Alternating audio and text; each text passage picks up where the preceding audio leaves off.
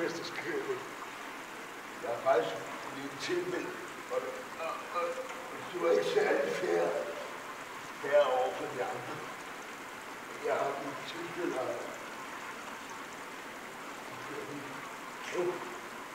Det var lige på det. Ja, det gør. Ja, det var sådan lidt. Nej. Det er sgu ikke.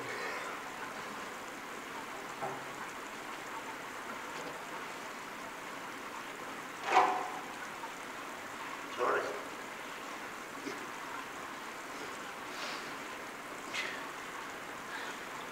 Ja. Så skal vi se, om den gamle cykelmand, han kan finde ud af det stadigvæk.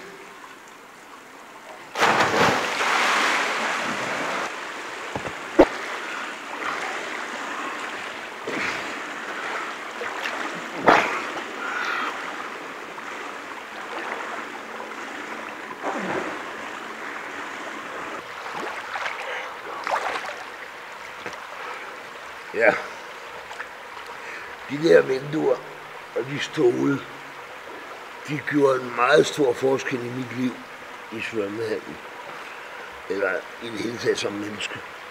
Fordi dengang jeg gik til handicapsvømning heroppe en gang om ugen, så oplevede jeg, at efterhånden som det var, så kom der flere og flere mennesker for at sidde og smile og grine og synes, at det er sødt på de her arme stakkels pladehoveder. Jeg vil ikke blive grinet af på den måde, eller se det ikke på den måde. Hvis jeg vil lære at svømme, så må jeg gøre det ude ved Lynæshavn. Fordi så er det sammen med skolekammerater, så er det sammen med almindelige mennesker. Og den anden ting var, at jeg sagde, jeg vil fandme ud i almindelig idrætsgren. Og der startede jeg i Hundested Atletikklub som den første handicappede, de havde haft. Og der blev jeg taget godt imod, og jeg følte ikke folk så mig som handicappet. De var parat til at hjælpe mig. Og den tredje og sidste ting, jeg også gjorde op den dag, her i den her hal, da jeg så de mennesker grine af os, så sagde jeg, nej, jeg skal fandme heller ikke have nogen. Det ville jo have været nemt og bekvemt for mig at vælge en handicappet kæreste, eller en handicappet kone. Men så jeg det for mig skrækgeneret, 2 handicappede sidde gift sammen i hver sin kørestol og snakke medicin, eller onde steder, hvor man havde ondt.